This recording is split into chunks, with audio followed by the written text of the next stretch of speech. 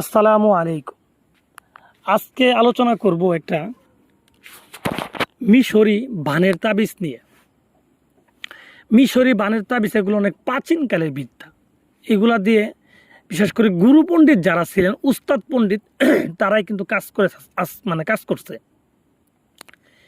এগুলা তাবিজ আসলে সাধারণভাবে আপনি পাবেন না, কোনো কিতাবেও পাবেন না। এগুলা যার কাছে গুরুর ডায়েরি আছে, কোনো গুরুর হাতে জিনিস আছে, তারাই কিন্তু এগুলা পাবে এবং তারাই করতে পারবে।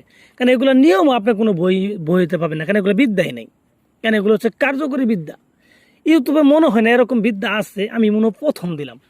ঠিক আছে, হয়তো আগে কেউ দিতে পারে, কিন্তু নিয়ম যে সঠিক দেন এটা আমি গ্যারান্টি। কারণ ইউটিউবে যে কজন কবিরাজ আছে এগুলো আমাদের চেনা জানাই আছে। আমরা তো দেখি, অনলাইনে দেখি কারা কী করতেছে।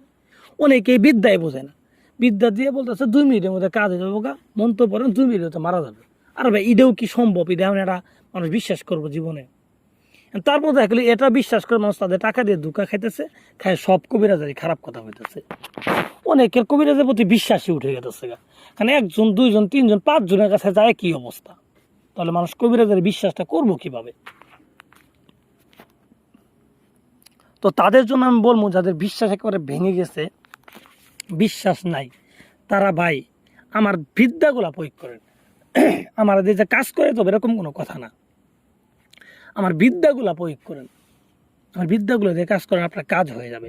আপনার কবিরাজি বসে বিশ্বাস আসবো, কবিরাজি কাজের প্রতি আপনার বিশ্বাস এসে যাবে অটোমেটিকলি। কারণ এগুলো ভাই পরীক্ষিত কথা, এগুলো মুখের কথা না, বিদ্যার কথা। আপনি করেন, আপনি এই কাজটা করেন, যদি না হয় তারপর আমার ফোন দিয়ে গালি দিবেন যে কাজ হয়নি। তো ভিউয়ার্স, যারা কোনো শত্রুকে মেরে ফেলতে চান একেবারে, বা প্যারালাইসিস করে বিছানা একবারে সয়ে ফেলতে চান, এখানে দ্বিতীয় কোনো অপশন থাকবে না। দ্বিতীয় অপশন বলতে, আপনি যদি মেরে ফেলতে চান, তার বাঁচার কোনো রাস্তা থাকবে না।